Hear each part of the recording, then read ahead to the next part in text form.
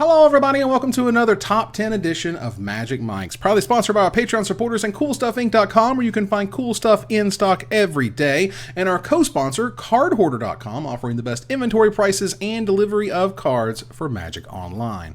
Now, I am Evan Irwin, and we get started with our Top 10 each week by saying hello to my two co-hosts, Aaron Campbell. Hello. Ruben Bressler. It's my favorite episode, guys. I tried to call out, but you guys wouldn't let me. So ready. Dude, you're so pumped. Ready. Look, I'm ready. I'm red, ready. Wow. You're on a red. You got to have last week. You'll get next week too, but this one's mine. You got your red shirt and a little bit of like a red couch. I got my barbarian warrior. So I'm aggro. ready. Yep, to discard cards at random and attack people with haste and deal direct damage and all that good stuff. Looks like red drapes too. Yeah, carpet matches them. Wow. Wow. Unbelievable. That makes one of us. That's Right, my favorite. That could be my favorite moment, and we just got started. All right, fantastic. So we're going to get started with honorable mentions, but not our honorable mentions. Someone pointed out that, if we keep mentioning all of our honorable mentions, then it's kind of like a top 13 or top 14, and not really a top 10. And I was like, you know what, you got a point. And we want to give away a gift certificate, and we want to have a good reason for it. And basically, we want you to tell us what card what isn't on any of our lists. What card should have been on at least one of the lists, and why? So, Ruben, let's. What is our honorable mention winner for this week and gets a $50 gift certificate to CoolStuffInc.com?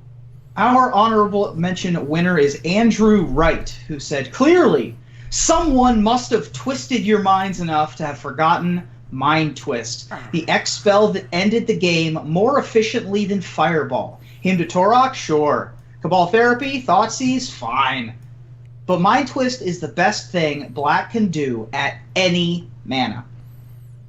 I'm not sure I agree that it's the best thing Black can do at any mana, but it is a little bit odd that we didn't have Mind Twist on our in any of our top tens. That is a fine choice for an honorable mention. So Andrew Wright is this week's winner. Yeah, I gotta hand it to him on that one. Andrew, get a hold of me on Twitter via the Magic Mics Cast Twitter account or at Mr. Orange. But we're going to get started here with number 10. Ruben, what is your number 10?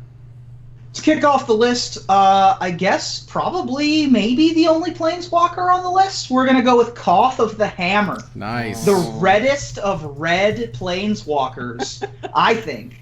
Koth of the Hammer is a Geomancer. He's a stone wizard. And he's from the Volshok tribe in Mirrodin. Come on, Vorthos. And if you want more Vorthos facts, he's what's called an alloy, which means that he's the product of two different tribes of Volshoks, because they're pretty racist, so they usually stay within their own tribe. But Koth was the product of two different tribes. Wow. And then later in his upbringing, right before the Phyrexians showed up, they stopped being able to make metal good, I guess, and then he earned his title and his Planeswalker Spark by figuring out the problem and correctly fixing the anvil and the metal and all that good stuff. And then he, of course, protected the portal as all the other Planeswalkers left Mirrodin after it became New Phyrexia, and he's just a big badass, and he's just kind of awesome in general. Getting to the card, though, the card is also badass. It has one of, if not the easiest, ultimates to get to. Koth doesn't really have a great way to protect himself, but he doesn't need to, because you're always playing him in mono red. So the best defense is a good offense. You're always just attacking with hasty creatures and then dropping this guy behind him. And, oh, by the way, +1, untap one of your mountains and make it a 4/4, and then attack your opponents with that, and go ultimate in like 2 turns. Koth of the Hammer is a hammering in Cube, in Standard. It's seen play in Legacy. It's seen play in Modern. I've played copies in my sideboards of many Legacy decks, actually. It coughs so hard, even his initials spell his name. Koth. Yep. That's my Koth's favorite. initials are Koth. Yeah. He's just a badass. He's just so good. Aaron, what's your number 10? My number 10 and I have an interesting history. This is a card that I will probably never forget for as long as I live. My first encounter with this card was during the Community Super League. During week 3, we had to make tribal decks. And if I remember correctly, we had to use tribes that were current, that were from like the Shadows over Innistrad block, but we could use them through the entire history of the game. So like if you chose Barbarian, you could use Barbarians going all the way back to Alpha if you wanted to, and you had to basically build a really cool tribal deck. I was playing with the girlfriend bracket, and we got paired up against Wedge from the Mana Source. Wedge decided he was going to play Nightmare, I believe. I think that's the creature type for this card. But we were like, okay, what's the worst that could happen? Like, what are we worried about here? So he lays down an Altar of the Brood. That's fine. We're like, that's cute. And then he animate deads for a World Gorger Dragon. Oh no! For those playing along at home, the World Gorger Dragon is the enabler for some really scary combos, specifically with reanimation effects like Animate Dead. So the way that it works is Animate Dead brings World Gorger Dragon back. World Gorger Dragon exiles all of their permanents you control, including the Animate Dead that you used to bring it back. And if you're running something like Altar of the Brood, something like Piranha Marsh is another thing you could do. It exiles that card as well. So when Animate Dead leaves the battlefield, it causes you to sacrifice the World Gorger Dragon, and then there's like a delayed trigger. The World Gorger Dragon triggers, returns everything you exiled. You then reattach the Animate Dead to World Gorger Dragon.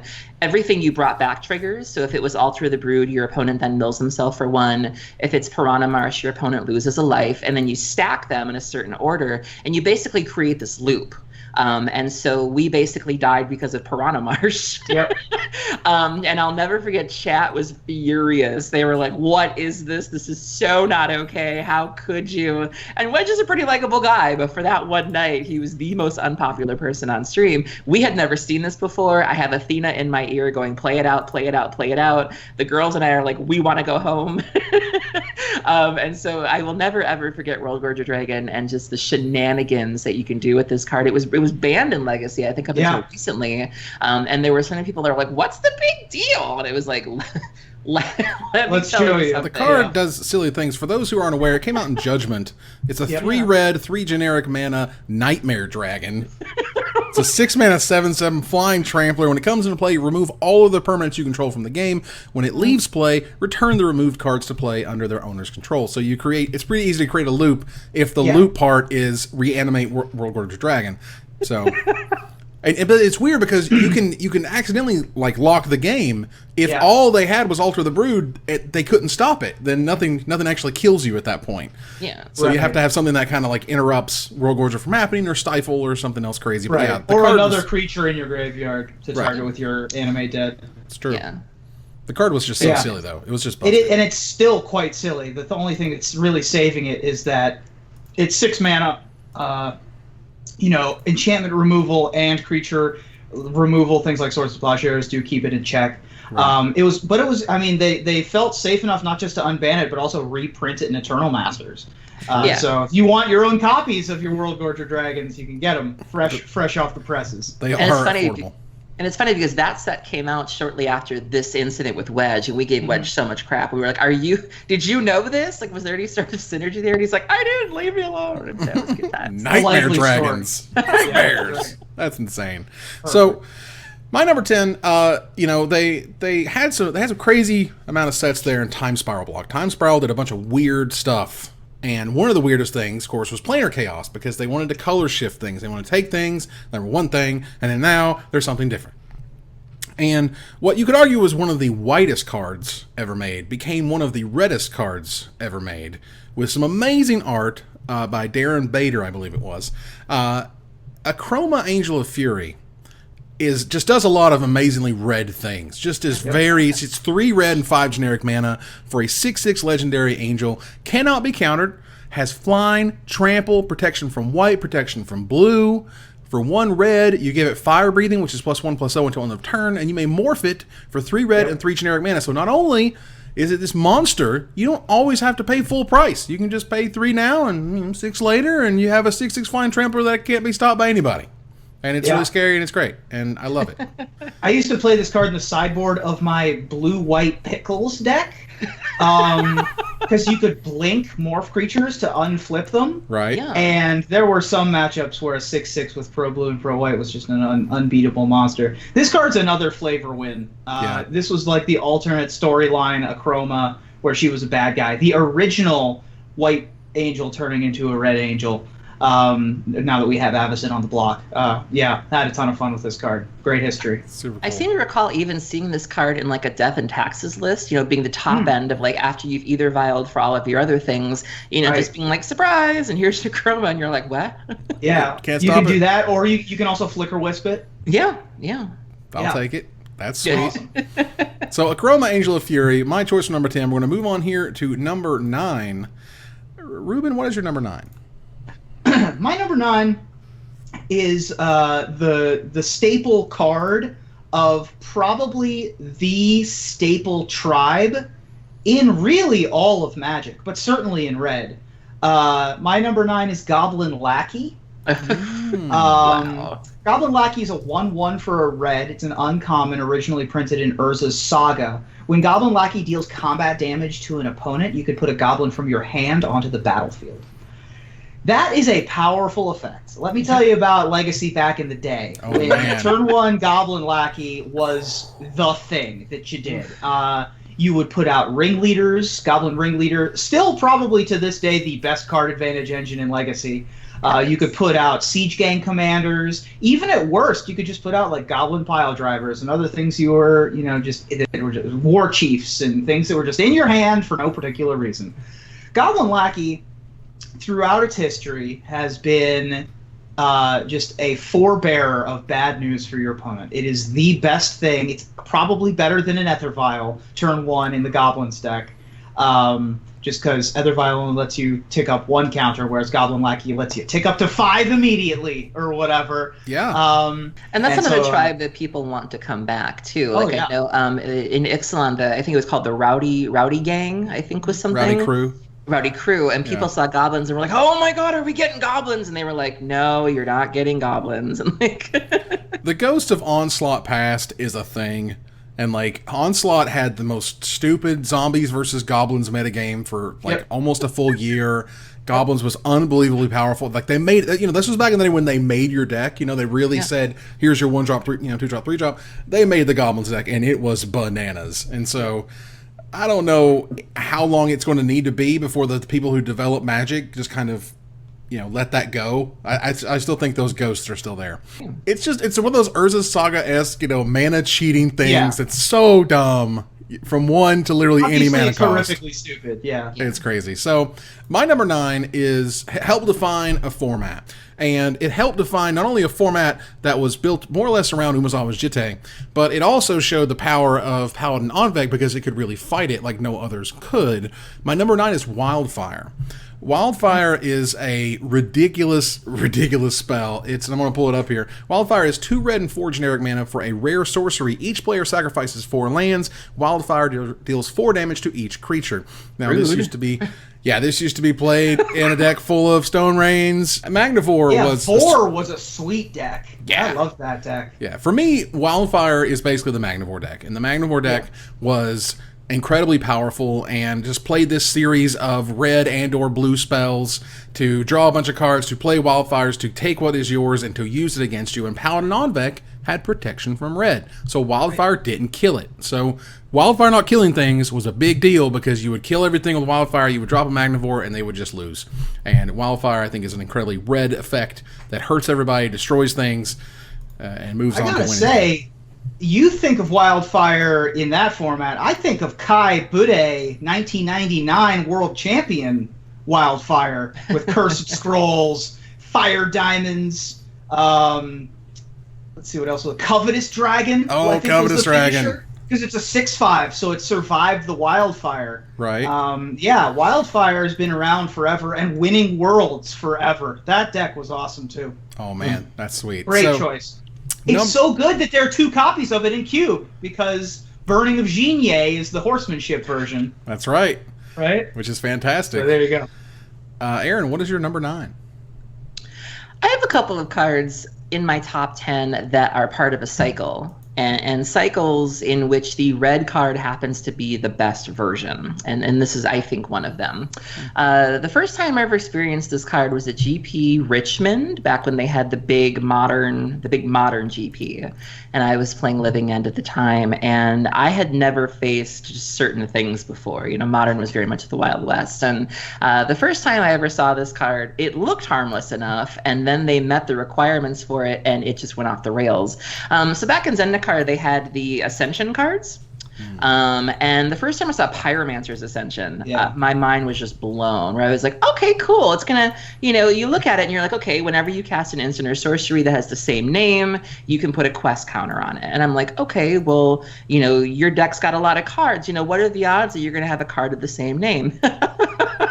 Turns out that's how it's we not built very our deck. hard. When you look at a modern Storm deck and how redundant they are, they tend to run a lot of 4-ofs. And so this was the card that helped the Storm decks get off the ground. It used to be this and Goblin Lectromancer. And up until recently, when Baral was released, this was the card. This has actually been replaced with Baral in a lot of lists, but this was the card that made Modern Storm a thing, because if you got enough counters on this, you were off to the races. And it was surprisingly easy to get the 2 counters on it that you would need to copy all of your spells, and suddenly you're playing 2 or 3 Gitaxian Probes, you're playing 2 or 3 Manamorphose, pooling all of that mana, and before you know, your opponent has just run away with the game. And I believe that this is the best of the Ascension cycle. Colony Heart is kind of up there, but I don't really think, you know, Luminarch sometimes, but we really don't talk about the black one. Is there even a blue one? I don't... Yeah, there is. But I mean, this is, I think, probably... Good. Yeah, I think this is the most successful Ascension, and it just kind of helped, you know, make Modern Storm a thing. And so, for those at home, it's actually Pyromancer Ascension, which is an easy thing to get wrong. I get it wrong all the time. But for those who aren't aware, it's a red and generic mana for a rare enchantment. Whenever you cast an instant or sorcery that has the same name as a card in your graveyard, you put a quest on it. Whenever you cast an instant or sorcery spell, while Pyromancer's Ascension has just 2 or more quest counters on it, you may copy that spell. So that's all you need. And between, like, this was the card that got stuff like Preordained banned. Yeah, this is stuff that got all the 1 mana cantrips. Preordained, Gitaxian Probe. Seething Song? This guy. This one got Seething Song banned. I mean, Rite of Flame was already banned.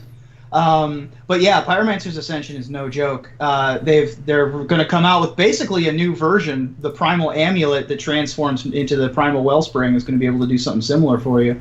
But yeah, being able to copy every spell, turning your Manamorphoses into draw 2, make 4 mana. Yeah, it's just a bananas card. Yeah, and Evan touched on... Go ahead.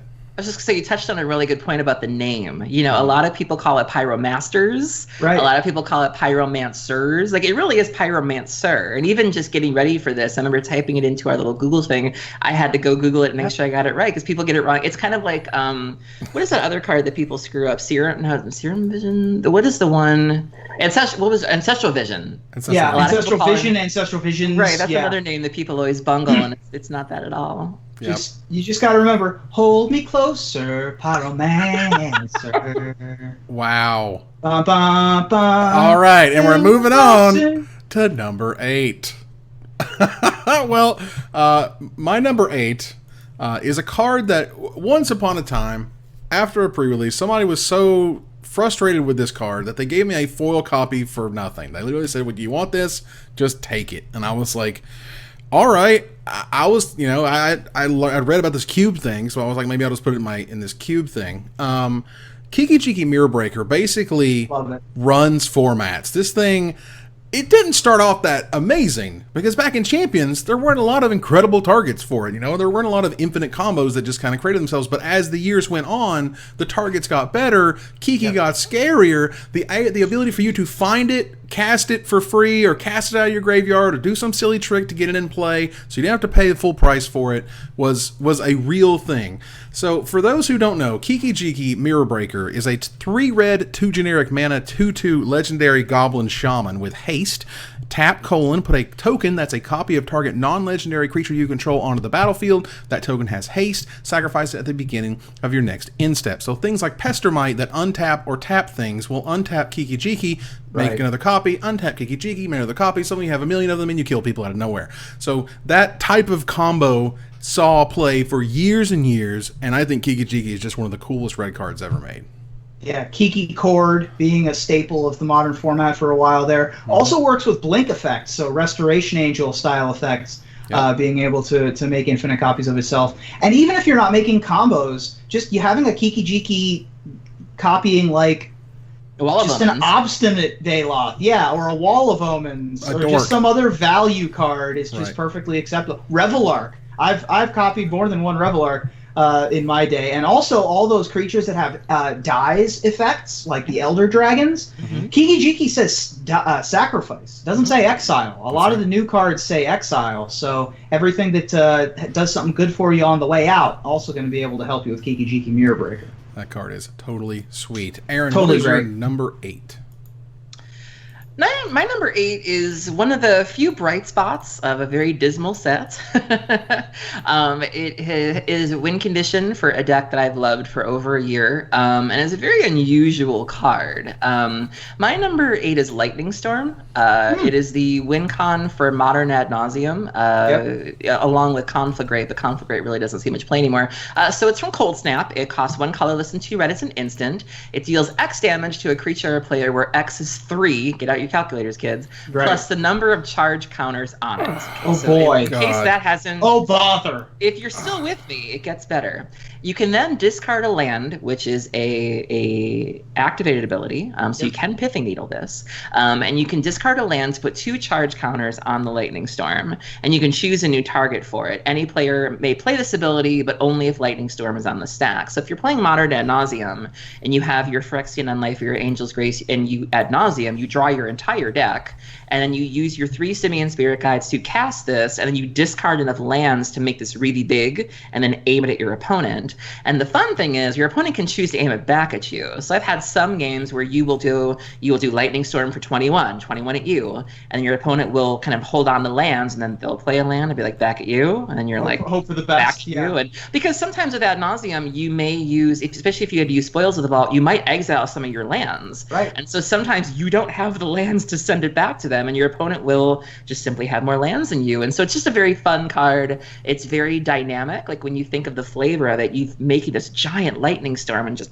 at someone, and it's just so much fun. I love killing people with it, and it's one of the bright spots of Cold Snap. Let's be honest. I mean, it's one of the only cards in Magic to talk about the stack. Yes. Wizards is like, we do not want to talk about the stack. Yeah. Absolutely not. And I'm actually gone through here, and beyond cards with like Split Second, which talks about the stack, you have very few other cards ever speaking of it. You have Days Undoing, you have Urtai's Meddling, which is weird. You have Glorious End, of course, which just came out. But, you know, again, cards that do stuff with the stack, Wizards doesn't like explaining that. Ruben, what's your number 8? My number 8 is just a classic. It's a card that has led to it's its own adjective now, or its own adjective. I mean, you describe things using this card's name, and the flavor texts of the history of this card are always either Chandra Noir or Jaya Ballard. So just the two most fiery badass women in Magic history. Number 8's Pyroclasm. Nice. Leaves more room for the big ones, you know, as Jay Ballard used to say. Or why would you only light one thing on fire at a time? Or I forget exactly how the wording is for Chandra. Deal 2 damage to each creature for 2 mana. Boy, that's a good rate. That is, they don't even print that anymore. No. They won't give it to you. No, they don't let you have that card anymore. They past Pyroclasm effects like Whip Flare, even things like Anger of the Gods could qualify. Pyroclasm is just a classic. It's so good, and as saw play starting with its first printing, I believe in Ice Age, and then got reprinted, a dozen times. Always was seeing play, often in main decks, always in sideboards. Just a fabulous red card. Just one of the best sideboard cards ever made. Like, it Absolutely. solves the problem that you need solving at the best rate it's ever been. We haven't seen it printed in over 6 years since Magic 2011 in terms of like playable and standard. They did print it in the Modern Masters 2017, and that's great. Card's too good. But no. Yeah. I mean, we just now got Lightning Strike reprinted, and that Right. costs 1 in a red. And it's like, you mentioned how they just don't do it anymore. We get things like Flaying Tendrils, which cost 2 black and a white. We get things like, Sweltering Suns, which is 2 red and a white. It's Pyroclasm splashable. It's a colorless and a red. The red-green Tron decks would use it for sideboard cards. But, a lot of the answers that are similar, it's more difficult because they take 2 pips now. Or if they do give us things that are comparable, it's not as easy to cast. And they really are kind of nailed down to whatever color they're tied to. This is the type of spell that will define the format in terms of what is playable. If Pyroclasm's in the format, then every X2 becomes suspect. Like, they have to be stupidly good in order for you to play them at that point. That said, we're going to move on here to number 7, and I don't have one because it's higher on someone else's list. But Aaron, what is your number 7? My number 7 is I think retroactive is the word I'm looking for, but it was a card that was made to finish a cycle that didn't come out when the rest of the cycle did. So we had Enlightened Tutor, we had Mystical Tutor, we had Vampiric Tutor, Worldly Tutor, but there was never like a red tutor.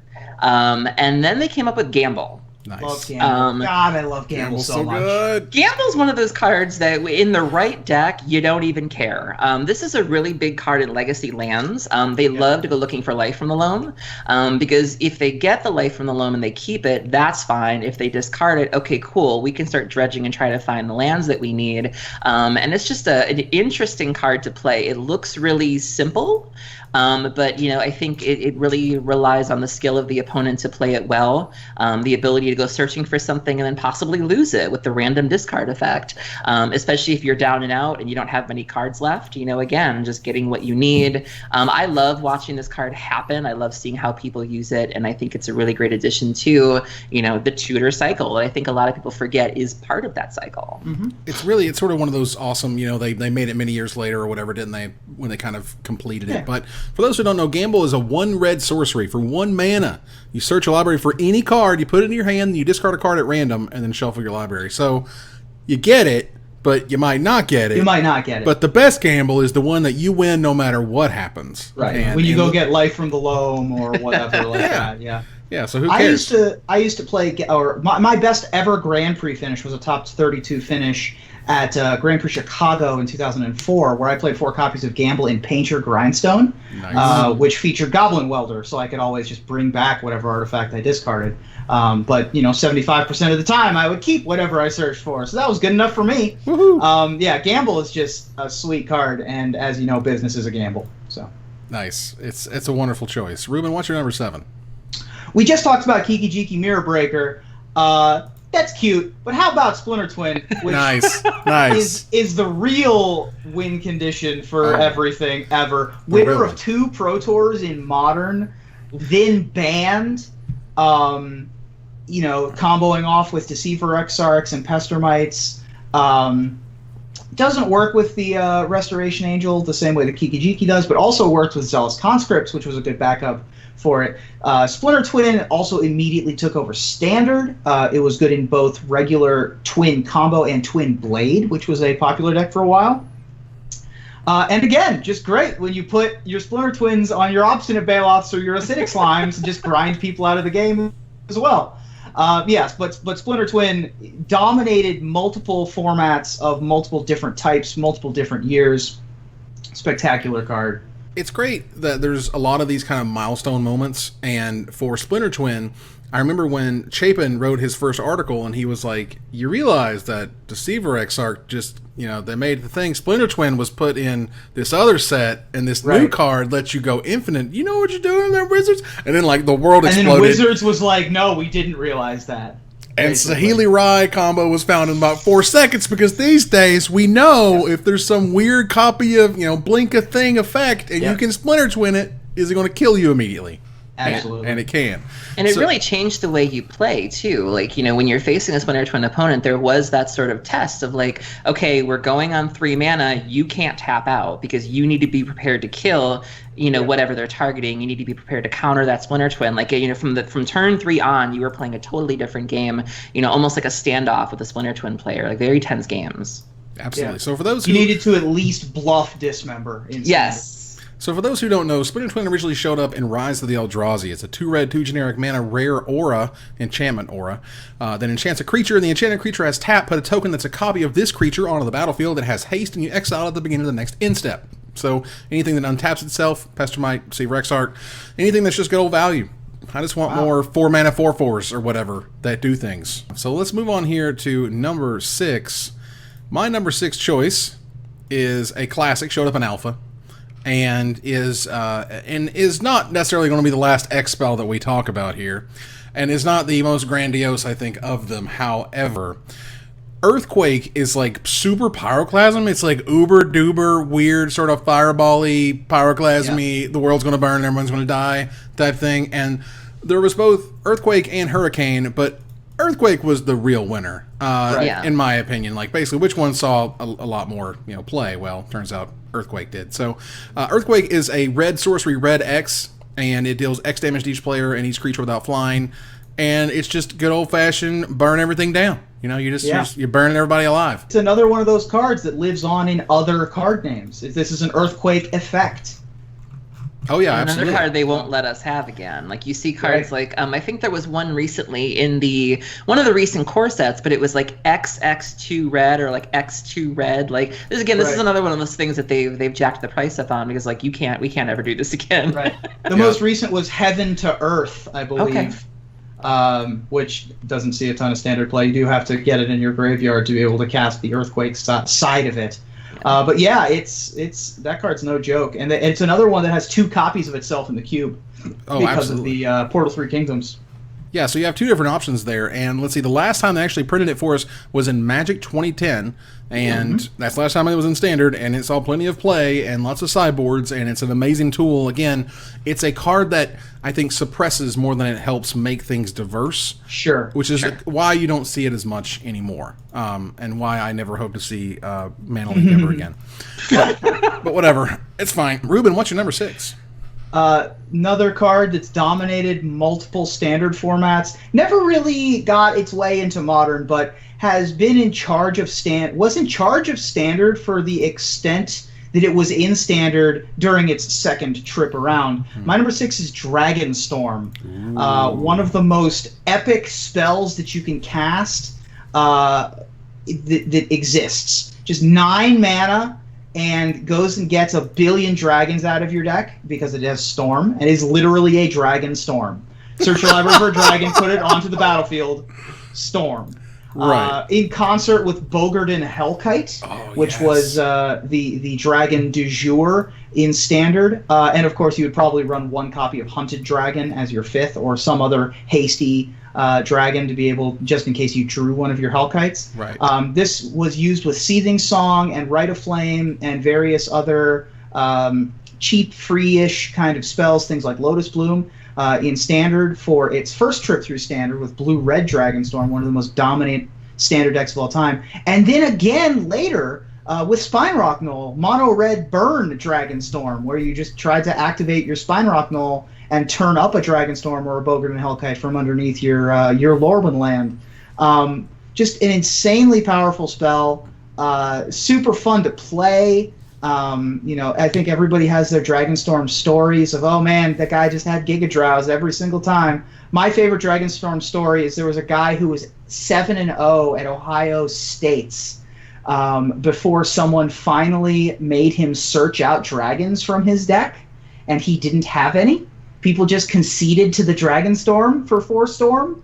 And as soon as the guy scooped up his deck, the opponent who made him search for dragons stood up on his chair and announced to the room, "This dude ain't got no dragons!" in table 1. And that's my favorite story about Dragonstorm. Oh, man. I think, well, for me, let's just say, if we rewound 10 years ago, and I'm just starting to make videos, and I'm happy to be proven wrong here, but I'm pretty sure I was the first one to ever start talking about Dragonstorm. I built it with Urza lands and other weird random stuff, but it was one of the first things that when I first met Patrick Chapin, he was like, dude, you own Dragonstorm before anybody was on Dragonstorm. And I was just like, Well, I was just trying to break stuff, and I saw a bunch of pieces together and Rite of Flames Right. and whatever, and seething songs, and it turns out it was pretty neat. And you can go back to some of my first videos or some. It's like episode 3 and 4 and 5 are you building in like Apprentice and like trying to build this deck. Yeah, I remember that. You guys are forgetting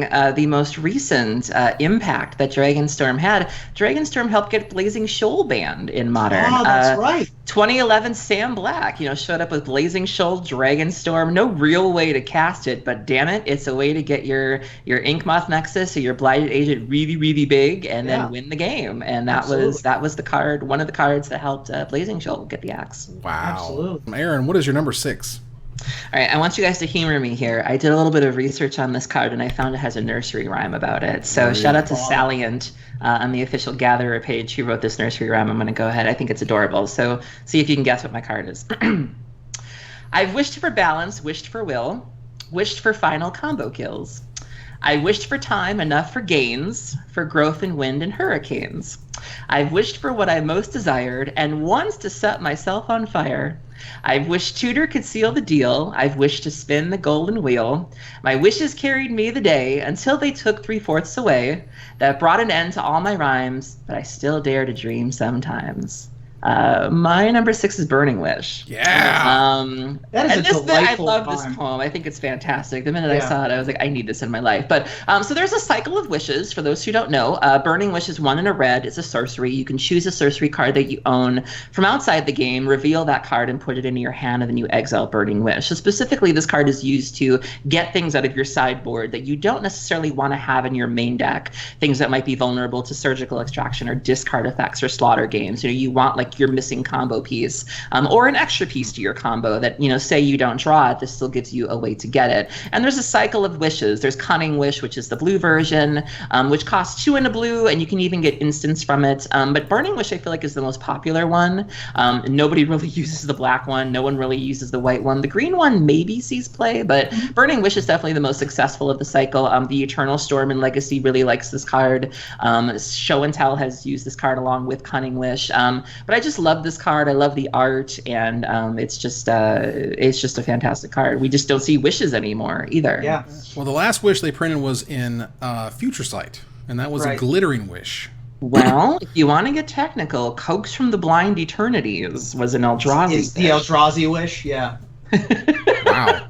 You're not necessarily wrong. We're not, we don't choose a lot of things from outside the game anymore. Right. It's a really weird phrase. It's hard to kind of explain. It's basically your sideboard, but you don't even want to talk about sideboards if they're just at the kitchen table, so it's outside. Right. I don't know. But yeah, the change to the rule, there used to be a rule where you could wish for cards that were exiled. Yeah. Instead of just from outside the game, which you no longer can do. And so that really put a damper on the effectiveness of the wishes. I remember that, for example, the Mirari's Wake Bant deck used to have a Mirari and then would Cunning Wish for something and then Cunning Wish for a Cunning Wish to be able to get infinite, drawing of cards forever.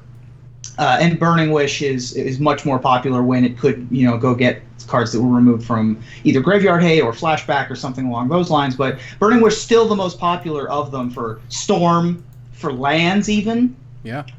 Super powerful card. Still sees play. All right, so that's terrific. We're moving here. We're halfway done almost. Ruben, what's your number 5? Another super early first pick. Whenever I see it, I first pick it in Cube. I would give almost anything for this card to be in my life again. Unfortunately, Burn is not really a deck that's playable in Legacy, but perhaps one of the best, if not the best, Burn spell of all time, Fire Blast, is my number 5. Yeah. 4 colorless and 4 colorless red is its casting cost technically. Now, if you're casting it for 4 colorless red, I think we're in worse shape than we'd like to let on. So let's ignore the casting cost. Instead, you may sacrifice 2 mountains instead of paying its casting cost. That's a much more attractive offer. I will take that, please. So no mana, just sacrifice 2 lands, deal 4 damage to target creature or player. Bam. 4 is a lot of damage. Boy, is 4 a lot. So you can tap out with your other burn spells and your other, Monastery Swift Spears and your Lightning Strikes and whatnot. And then I still got some cards in my hand, so I would rather not have those. Take 4 more by sacrificing 2 lands. Fire Blast is just a bonkers card. It is so powerful. It was in a world where they probably, like, back in the day, they usually says things like sacrifice 2 untapped mountains. Right. But they just didn't. And it's not been in Standard ever since Visions. They gave it to us in Visions.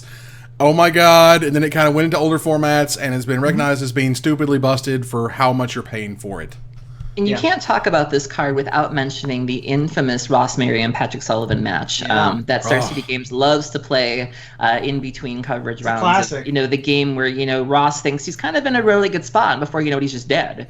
Largely because of this card and the unpredictability of it, okay, I don't need these mountains anyways, you can just die. Like, there was something like he had to tap his Wasteland or something for mana. Yeah, tap his Wasteland specifically so that Patrick could price of progress, some weird combination of cards. Yeah, so that he could price progress, so that Ross couldn't wasteland his own land. Right. Yeah.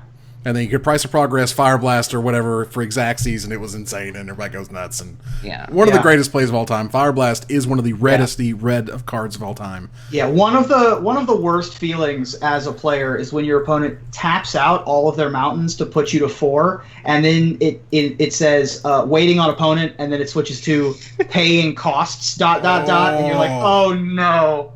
And you see the mountain go, and you see the mountain go, and you're like, no!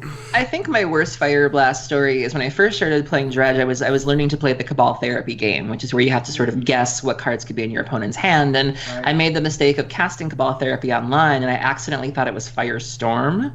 Right. And so they reveal the hand. I see 2 copies of Fire Blast, but they're not going anywhere. And I'm like, wait, that's the card I want. That's the card I want. And I type into my opponent, and I was like, I named the card Moto's Bugged. And he goes, you named Firestorm. And I was like, no. So that was my introduction to Cabal Therapy. It's Fire Blast. Oh, bother. and still sees Pauper play very much in the Pauper decks. I assure you. So for my number 5 here, this is we're back to Old Man Magic. We're back to Evan sees some of his first red cards of all time, and it was done by Quentin Hoover, and it was in the dark. And the dark had this card called Ball Lightning. And Ball Lightning was like, oh my god. They flipped out. They're like, we can never make another Ball Lightning. This creature is way too good. I mean, back in the day, creatures could not be that good. And they're like, we don't know what we were thinking. We're sorry. People had concerns this card was going to ruin Magic. I mean, it was ridiculous. But Ball Lightning, for me, when I saw it, I was like, whoa, that's what? That's a 6/1 out of nowhere? Of course, it was never sort of positioned in a way that could really work, but they did bring it back in Magic 2010, amongst other amazing cards. And it did see, as I recall, a little bit of play. It did, and actually still made it. A lot of it I think it was the sideboard, but a 6/1 for 3 mana, trample haste, dies at end of turn, is still a very powerful Magic card. It's still very much a red card. It's still very much one of those cards that you kind of have to judge for yourself whether you want it in your cube. Do you want this type of power swing? Because again, for those who don't know, 3 red for a 6/1, trample, haste, at the beginning of your end step, sacrifice it. The card is bananas. Yep. They've sort of done, I mean, it's another one that's turned into a phrase, this is the new Ball Lightning, right? Spark Trooper, Spark Elemental, 3/1 for 1. Yeah.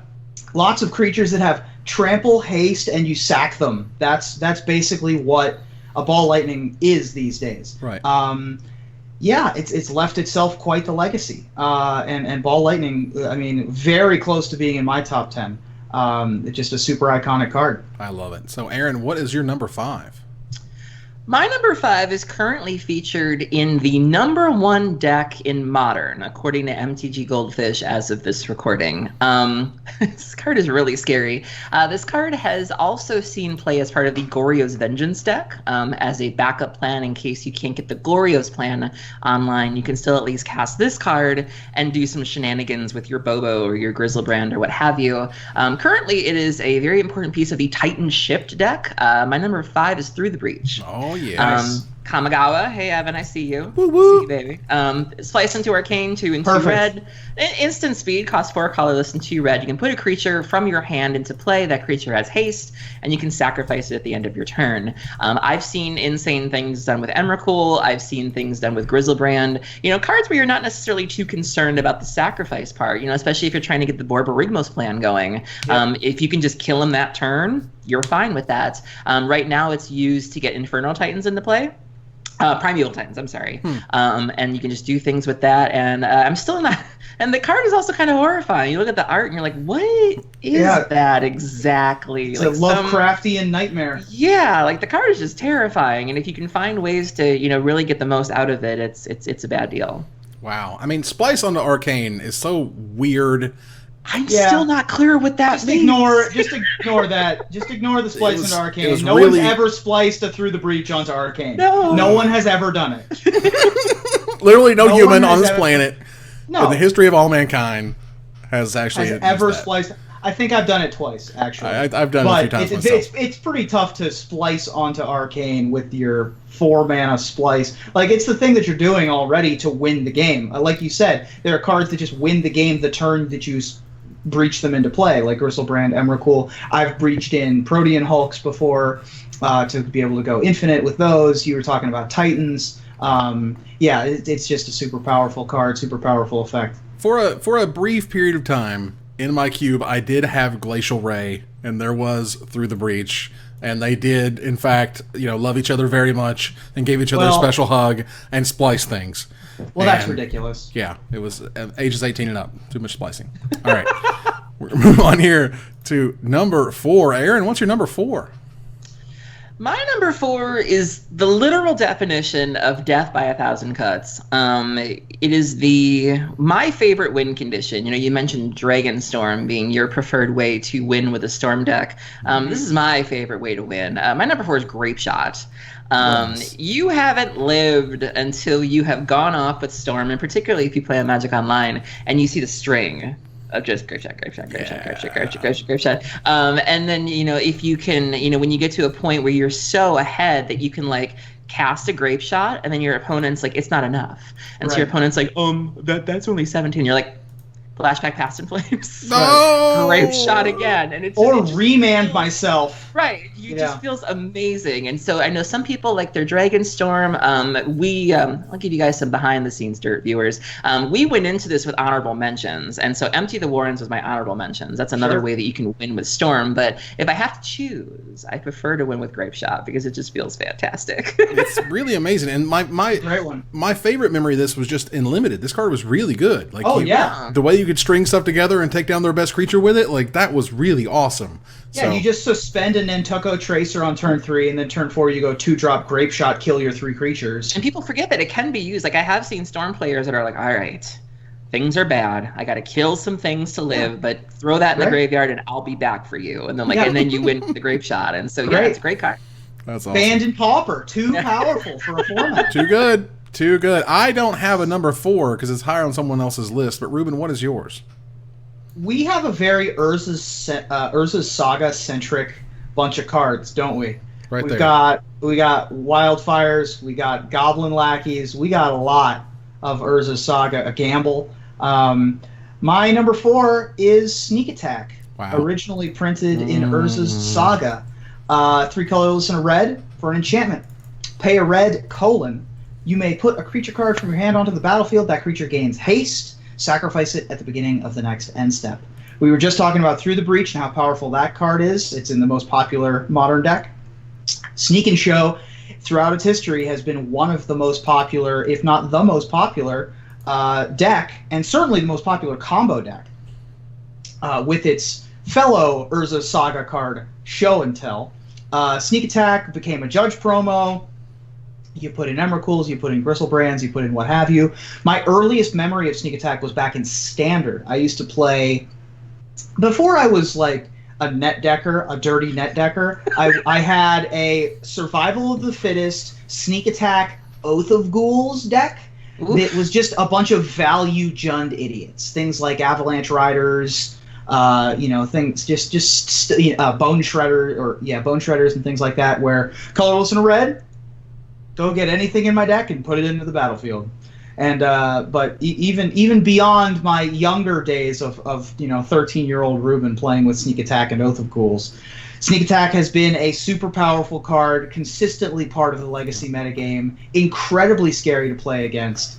I prefer the original art to the new lizard guy jumping at you art. I like the more, it's much more Dungeons and Dragons-y with the sort of campers coming in to try to take down a dragon, sneaking up on the dragon. Ironically, usually it's the dragon that's getting put into play with the Sneak Attack, but Sneak Attack at number 4. Well, nothing beats surprise, Sep Rock. Remember that. Sep Rock. And you better thank all of your lucky stars that this thing is not on the reserve list. They got to print it and Eternal Masters. You're welcome. Yeah. Because this thing was really expensive until that happened. However, that does mean we're going to move on here to number 3.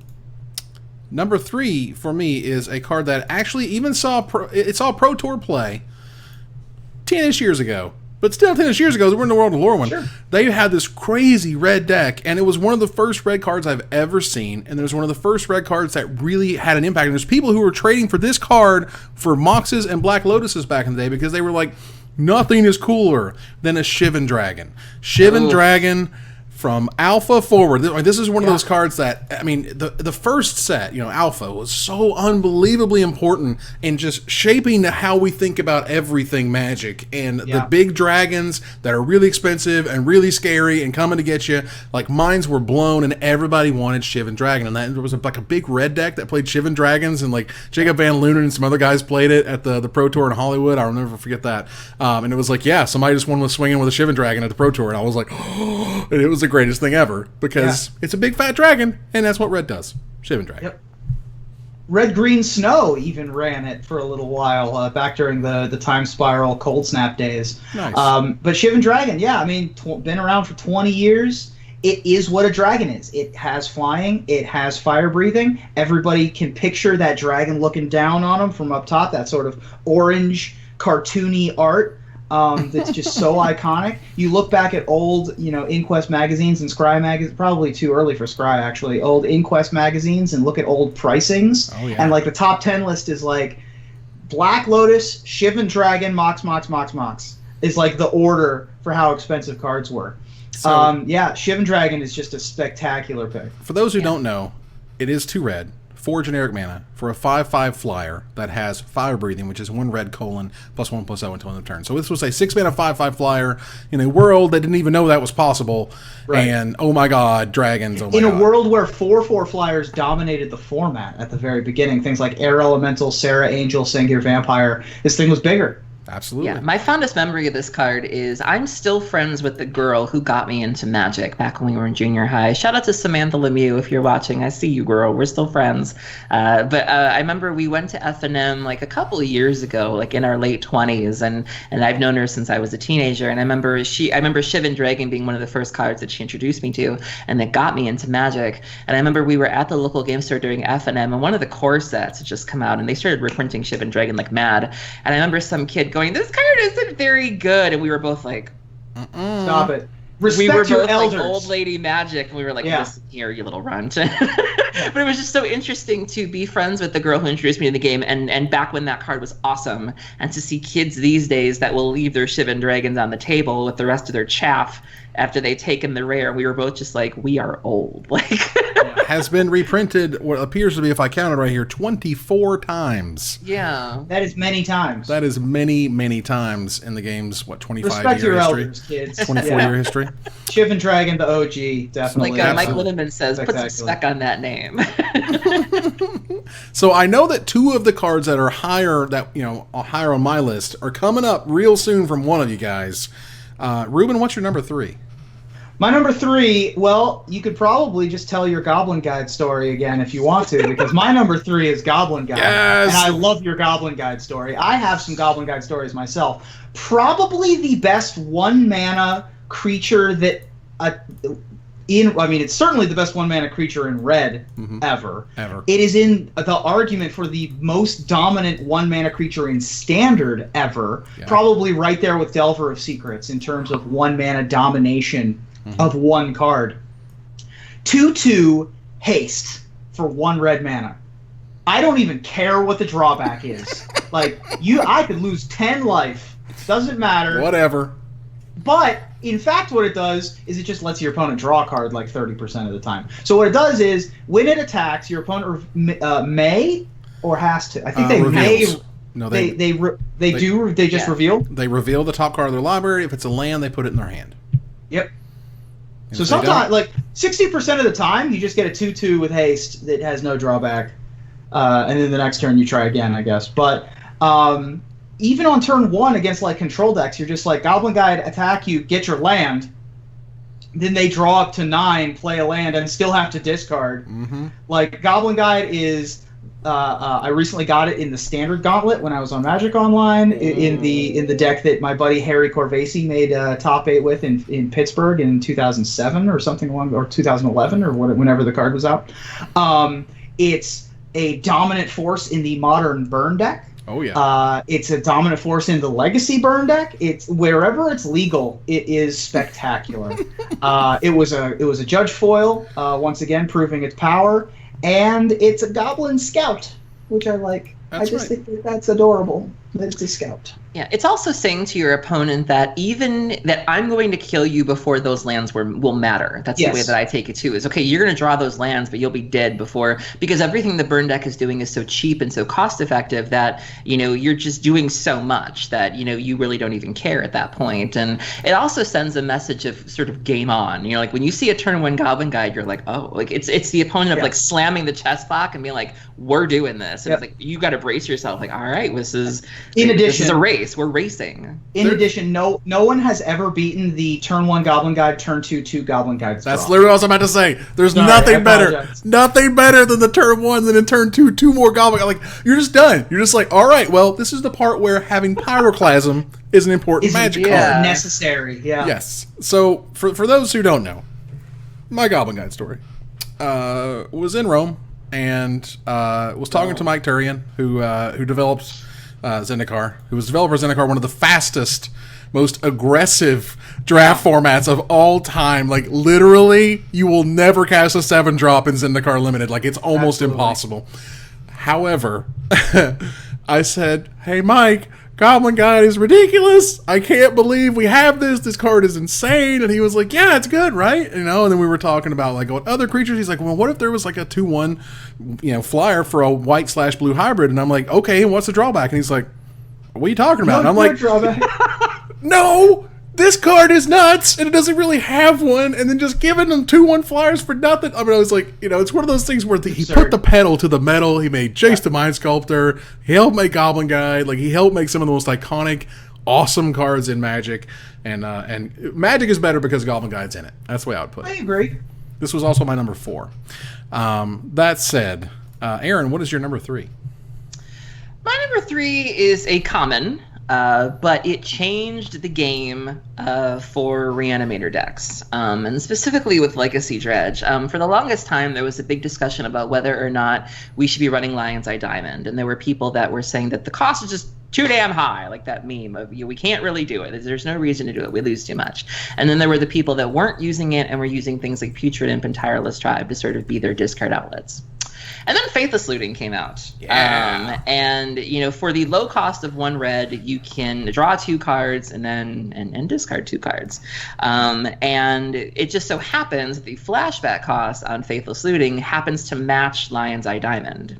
Yep. And so now you can just play a diamond, crack the diamond, discard all of your dredgers, and just start dredging. Mm-hmm. And so if you do it turn 1, you can hold priority. So you can play your land, tap for a red, hold priority, dump your diamond, and get 2, hopefully, if there are no counter spells, 4 really big dredges. And you could just race ahead of your opponent, which really changed the game and really kind of sealed the deal that LED is where you want to be. I think it was a big enabler for Modern Dredge. I think it really helps to get Modern Dredge off the ground because we don't have Diamond. The Goryo's Vengeance decks, which I've talked about, also really like Faithless Looting. The new Black-Red Reanimator deck that kind of screwed up Legacy for a while also relied on the sort of turn 1 Faithless Looting as a play.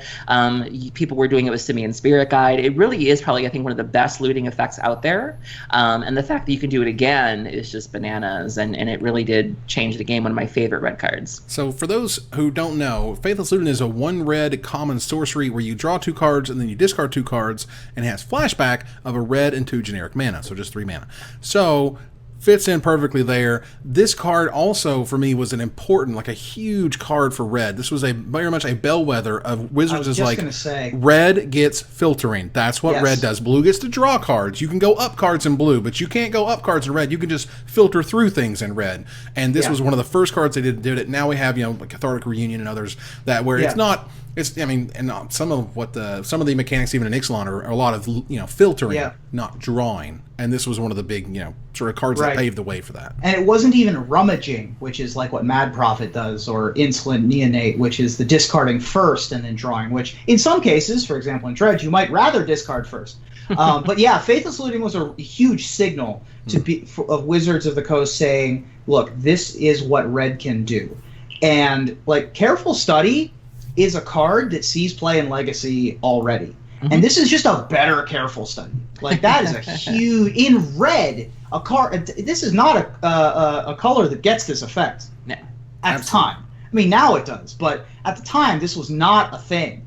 And so it really signaled a shift. And Faithless Looting, one of the most important... not just signifiers for how the future of red interacts, but also still one of the most powerful cards of all time. Absolutely. Certainly. So...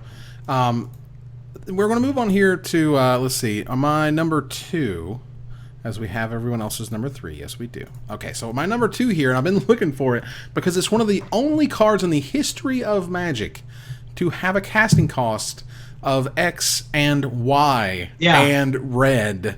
That's Fireball. Fireball from Alpha forward.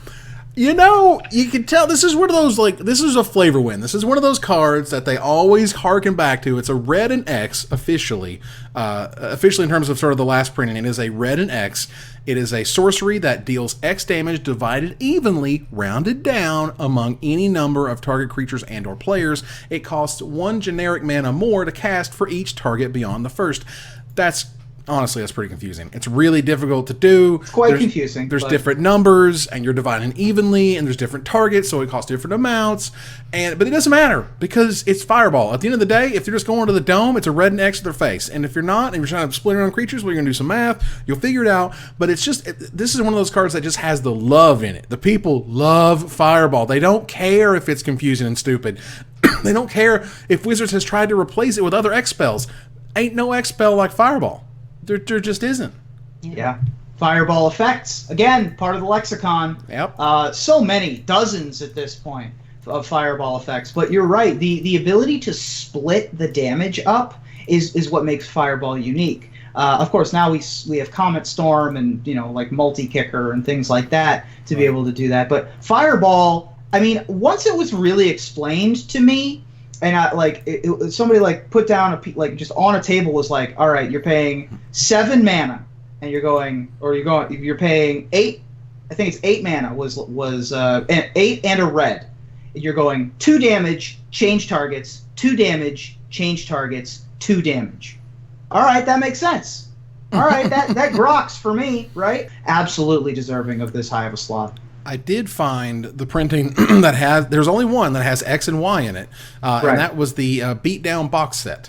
Right. Where its text box says, Fireball deals X damage divided evenly rounded down among Y plus 1 target creatures and or players. Right. Yeah, that improved it. That helped. Okay. I mean, the way that obviously that sentence just can't be formulated in English to make sense to anybody. Once I had it spelled out for me with the pointing, I'm a much more visual learner in that way. So then I was like, oh, I get it now. But yeah, it's a confusing card for sure. So Ruben, what is your number 2? Even though you have Fireball at number 2, and I feel a little embarrassed that Fireball wasn't on my list, I feel like that this is solidly the number 2 red card of all time.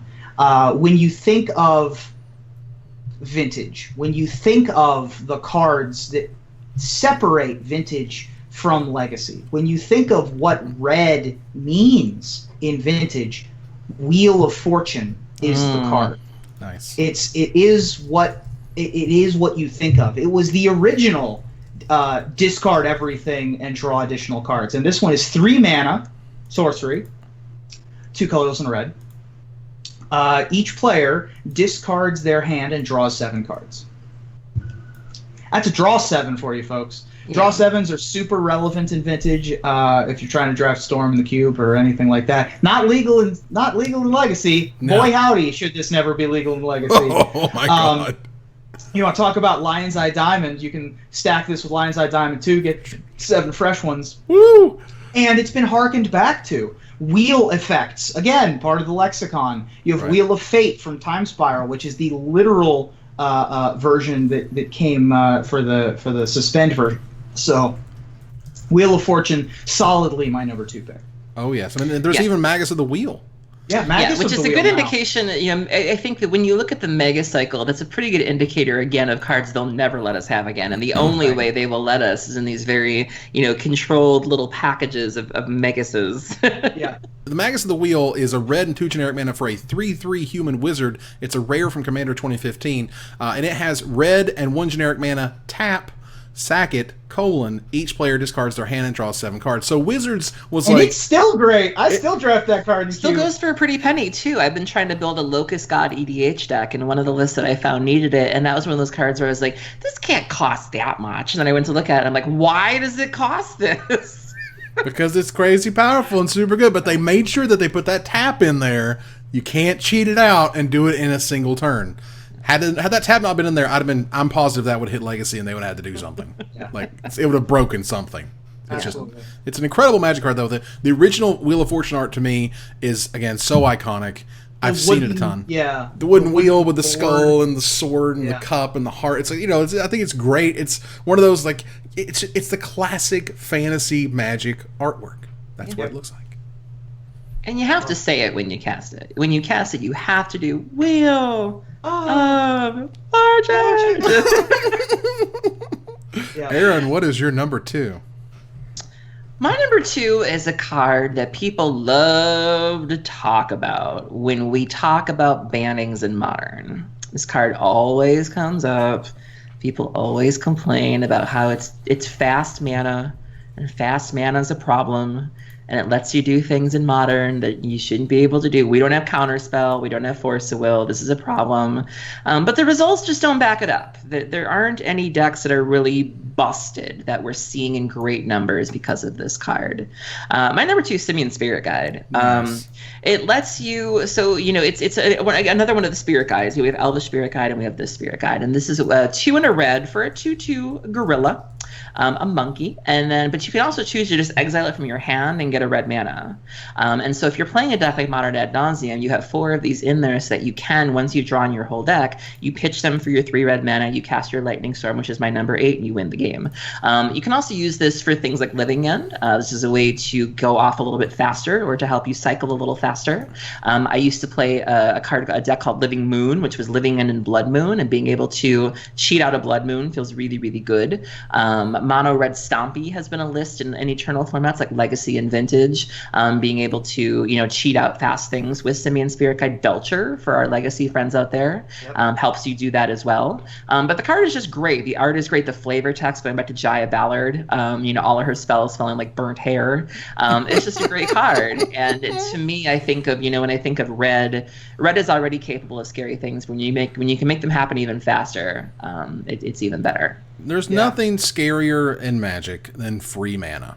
Yeah. Yes. Free mana is the scariest mana, and it costs a card, but jumping this curve. Right. This is free mana that can't be countered. Yeah. Like, this is a huge deal. Like, this lets you just power out, and it doesn't cost you more than just itself. Can't be countered. And you're right. And as a backup plan, it is a 2/2. I mean, you can cast. I've cast more than one Simian Spirit Guide in my life. But and the fact that it's in red. I mean, Simian Spirit Guide, not just by virtue of being in Modern, but by virtue of being in red, is significantly more popular than Elvish Spirit Guide because red has all of those prison style. Things like Blood Moon, Chandra Torch of Defiance picking up in popularity in some of those older formats. You have a lot more prison style. My buddy John Johnson used to play a Hanwire Watchkeep deck that had like Magus of the Moons and other humans in it, and use Simian Spirit Guide to power those things out. It's a super unique card. It's a super powerful card. always like right there. It's always, do we need to get rid of this card in Modern? And sometimes it's just a Gray Ogre. Sometimes it's 3-mana 2/2, Sure. and you just beat him to death with the monkey. I've attacked my opponents to death out of ad nauseum with a bunch of Gray Ogres before. It's a ton of fun. I'll never forget the first time someone made me do that. I was streaming with a young man who goes by Mr. Labufu in the Magic community. He was teaching me how to play Grishelbrand, and things weren't going very well. We were up against a Merfolk deck, and he's like, you gotta hard cast it. And to me, if you're hard casting Simian Spirit Guides, it's not where you want to be. And I saved the Twitch clip, and it was painful. And I was like, I don't want to do this. And he's like, it's not where you want to be, it, but sometimes. And it just, I get chills. Sometimes you gotta go away. It just feels so dirty. It's like, oh.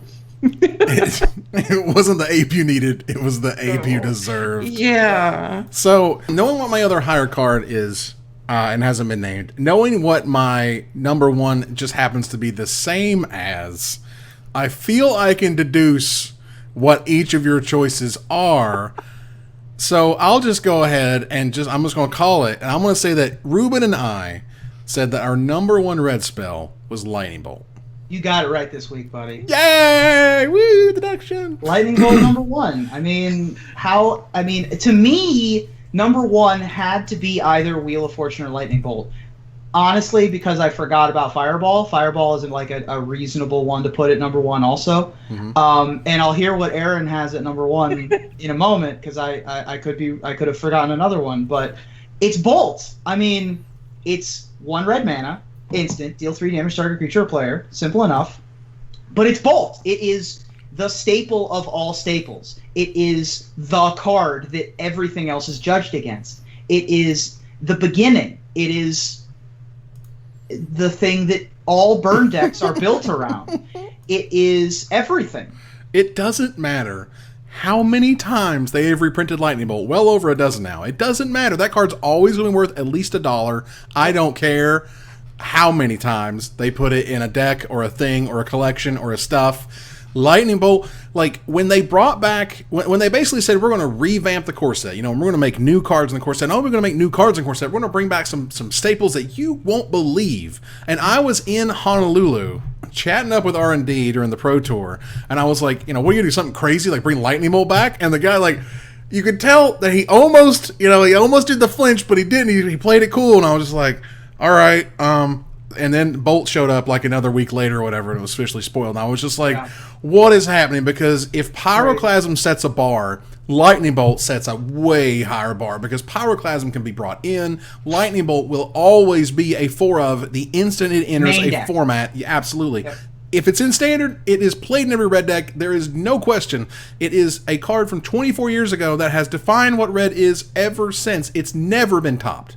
Never has there been just a pure deal 4 damage for 1 red. There's always something that's tied to it if you're going to get that rate. And Shahar Shenhar won Worlds based on casting 4 Lightning Bolts in 1 turn or something ridiculous like that. I mean, it's still as good. You can't say this about a ton of cards from Alpha. It's as good today and still not like broken, but like just good enough today as it was 20 years ago. I think there's few cards that you could say sit in the Ancestral Recall the sweet wheel. Spot. Of like the moment they showed up, they were one of the best things that this color will ever do. And Lightning Bolt, it's still there. It's still there. And it has the most incredible artwork back from Alpha, from Christopher Rush. Like, again, iconic, amazing. They stuck it on everything. There's a reason. It's a beautiful piece of artwork. I'm excited that Lightning Strike is in the next set. What, you didn't like Open Fire? You don't want to pay 2 in a red? I was not excited damage? about Open Fire. I'm not a big fan of Open Fire. I was ecstatic that Lightning Strike came back. Whenever a Incendiary Flow or an Incinerate or anything like that shows up, I'm a happy camper. Bolt is the one. That's the bar. It's the number one. Oh man! So my number 7 is Aaron's number 1. You want to tell us what it is? Yeah. So you knew I wasn't going to pick Lightning Bolt. I was like, she ain't coming on this list. But so we've talked about the many roles that red plays or that red takes in Magic and in the color pie. We've talked about the burn aspect, things like Lightning Bolt, just doing raw damage to creatures and doing damage to players. We've talked about the card draw ability with things like Faithless Looting and, the way that they're sort of making the, going back to Chandra and the exile, and like you can reveal the top card and you exile it and you can cast it, and we talked about that.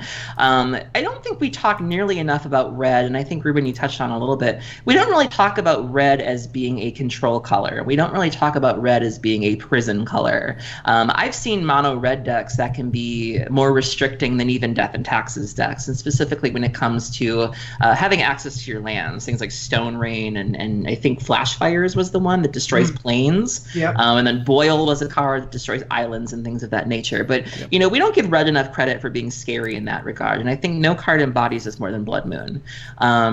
We talk about being able to cheat out when you haven't lived until you cast a turn 1 Blood Moon on someone. It hurts real good.